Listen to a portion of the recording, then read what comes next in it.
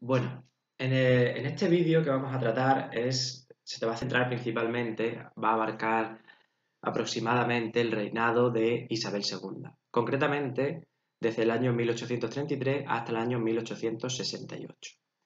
Es un periodo histórico en el que debemos tener en cuenta varias características fundamentales, que son comunes también durante todo el siglo XIX en España. Una de ellas son las desamortizaciones. La desamortización como concepto es emplear eh, una mediación legal en la que el Estado español, en este caso el Reino de España, desamortiza bienes eclesiásticos. ¿Qué quiere decir? O también conocidos como bienes de manos muertas. Eh, Estas desamortizaciones consisten en, durante varios siglos en España se ha ido acumulando, la Iglesia Católica ha ido acumulando gran parte de propiedades, de tierras, donadas por la población y la sociedad española, por esa concepción psicológica dentro de la historia de España de donar a la Iglesia para salvar su alma y que den misas por el alma del difunto.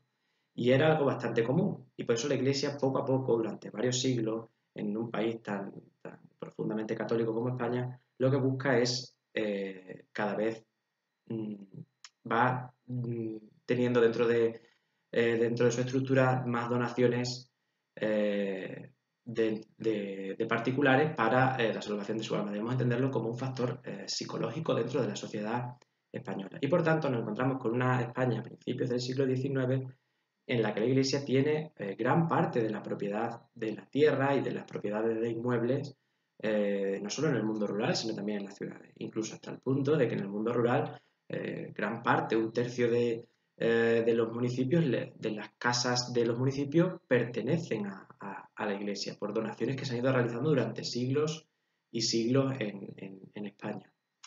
Lo que intenta el Estado español liberal, tanto dentro del Partido Liberal moderado como de los progresistas, lo que buscan es sacar a pública subasta, expropiar los bienes de la Iglesia para sacarlos a pública subasta y con esa pública subasta conseguir dinero y fondos buscando, sobre todo es una medida fiscal. Se busca, debemos tener en cuenta el contexto de a principios del reinado de Isabel II, que se produce la Primera Guerra Carlista. Y Isabel II, y concretamente su madre, la regente María Cristina, se apoyan en los liberales, especialmente en los liberales moderados, pero también en la familia liberal en general. Y para poder hacer frente a los gastos de la guerra carlista, se decide establecer las desamortizaciones. Y son varias desamortizaciones que se desarrollan en el tiempo. Incluso hay un intento de desamortización ya con Manuel Godoy a finales del siglo XVIII, a principios, durante la Guerra de Independencia, un intento también de desamortización de las Cortes de Cádiz. Tenemos también una de las famosas desamortizaciones del 1836 con Mendizábal. También tenemos la de Pascual Madoz.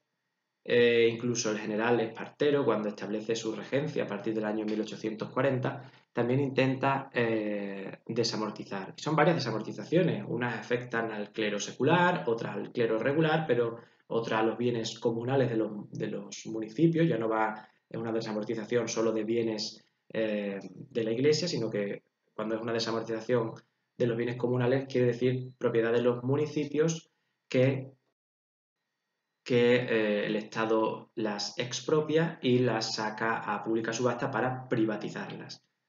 ¿Qué puede optar y en otros países europeos aparece con las desamortizaciones? Aunque en España busca una medida recaudatoria, una medida fiscal para pagar la guerra y ganar la guerra contra los carlistas, que es el objetivo principal, una de las consecuencias de las desamortizaciones en otros países europeos ha ocurrido y en España puede ser que ocurra lo mismo. Es el planteamiento que tienen la familia liberal en esta época, aunque en España no ocurre de la misma manera que en otros países europeos. Quiere decir que se reparte la propiedad de la tierra.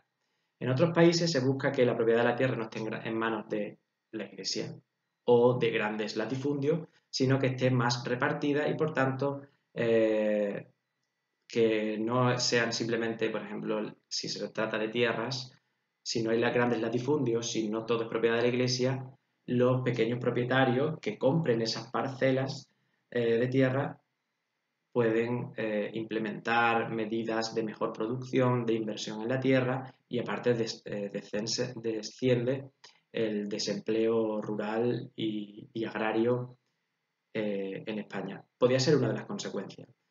¿Qué ocurre con las desamortizaciones en España? Que sí se distribuye la propiedad de la tierra, en algunos casos. Por ejemplo, en la mitad septentrional de España sí hay una mejor reparto de la tierra, pero en la mitad meridional de España, sobre todo de la zona de Madrid hacia abajo, del Duero hacia abajo, el reparto de la tierra no es muy equitativo y aparte de las grandes propiedades de la Iglesia también existen grandes latifundios. Pero las medidas tomadas por los liberales, debemos tener en cuenta que los liberales no solo son la burguesía industrial, sino que gran parte de los liberales moderados son amplios terratenientes y no buscan reducir ellos su propiedad de la tierra o un mejor reparto. Lo que buscan con la desamortización es una medida fiscal para ganar la guerra. Eso debemos tenerlo siempre en cuenta. Y en España se desarrollan y se jalonan dichas desamortizaciones durante varias décadas. Pero sí logran una cierta, por lo menos una privatización y se pasa la propiedad de la tierra, especialmente de la Iglesia, considerada de manos muertas, que no se podía vender, que no se podía heredar, si pasa a propiedad privada, que ahí ya sí se puede repartir, se puede vender y se puede heredar llegado el momento. Esas son las desamortizaciones. Un factor debemos tener en cuenta durante el reinado de Isabel II y que condiciona bastante la historia de España, puesto que en todos los municipios, especialmente en Extremadura, se nota muchísimo la labor de la desamortización en gran parte de los edificios religiosos y en las tierras, y aparte también las tierras comunales, las antiguas tierras comunales. Eso es un factor a tener en cuenta. Otro factor a tener en cuenta es el bipartidismo que se establece durante el reinado de Isabel II. Debemos diferenciar dentro del reinado de Isabel II a dos partidos políticos, el liberal progresista y el liberal moderado. Unos representan a la burguesía más industrial y urbana, los progresistas, y otros representan a la burguesía más quizás terrateniente de España. Tienen diferencias ideológicas, pero ambos son monárquicos, constitucionalistas y creen en un sufragio censitario, que evolucionan. Incluso el Partido Progresista luego empieza a hablar también a veces, y ya al final del reinado de Isabel II puede hablar ya de un intento de un sufragio universal, pero son amplios defensores del sufragio censitario. Cuanto más censitario, más beneficia a los liberales moderados. Por eso los progresistas buscan ampliar el sufragio. Otra de las características fundamentales del reinado de Isabel II. La primera, las desamortizaciones y los partidos políticos que tenemos en esta época. Características fundamentales del reinado de Isabel II durante los primeros años de 1833 hasta 1840 es la regencia ante la minoría de edad de Isabel II de su madre María Cristina, la que había sido esposa de Fernando VII. Y después, por agotamiento del reinado de María Cristina, nos encontramos con la regencia del general Espartero desde el año 1840 hasta el año 1843, líder del Partido Liberal Progresista. Debemos tener en cuenta que tanto la regente María Cristina como después Isabel II tiene especial predilección por la élite política de los liberales moderados e intenta excluir siempre del poder a los liberales progresistas, como por ejemplo el general Espartero. Y por medio de pronunciamientos militares logran llegar al poder. Otra característica que debemos tener en cuenta, aparte de las desamortizaciones, los partidos políticos y la regencia dentro del reinado de Isabel II, son los pronunciamientos militares, bastante comunes durante toda la historia del siglo XIX y que jalonan para que se produzca un cambio de gobierno. Las elecciones, aunque sean con sufragio censitario, son muy limitadas y son muy pocas. Pero sí hay muchos pronunciamientos militares que son los que propician que aparezca la alternancia de los moderados a los progresistas y de los progresistas a los moderados. Un factor que también deberíamos tener en cuenta dentro del sistema político es que al final acaba apareciendo un nuevo partido. En la década de 1850, 1860 aparece un nuevo partido, la Unión Liberal. Un partido digamos, más de centro entre los moderados y los progresistas. La Unión Liberal busca ser una familia que los aglutine a ambos y está liderado por O'Donnell. que dicho partido llega a gobernar durante 10 años dentro del reinado de Isabel II.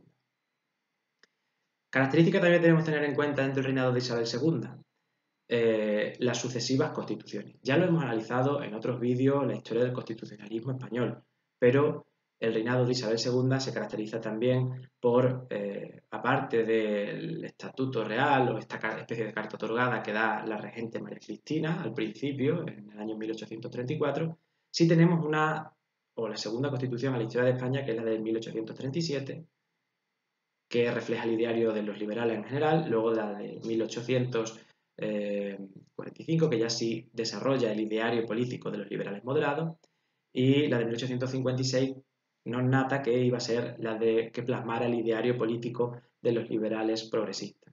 Debemos entender que esta concepción no es como en la actualidad, en la que existe una constitución, que en el sistema democrático en la actualidad hay una constitución y los diferentes partidos políticos participan dentro de las reglas electorales y jurídicas de esta constitución, aplicando su programa electoral, pero participan dentro de la misma. Cuando en el siglo XIX y en el reinado de Isabel II gobierna un partido político, lo primero que hace es intentar establecer una constitución que marque su programa político para poder desarrollarlo en el tiempo.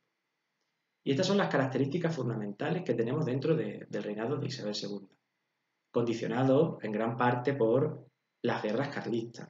La primera guerra carlista, porque no aceptan que una mujer sea reina de España e intentan imponer al candidato de los carlistas que optan por ser absolutistas, y la Segunda Guerra Carlista, que intentan casar a Isabel II con la línea de sucesoria de los carlistas e intentar adentrarse en el poder e influir también en la política española, que veían que estaba siendo demasiado liberal y volver a un absolutismo que consideraban como la mejor forma de gobierno para España.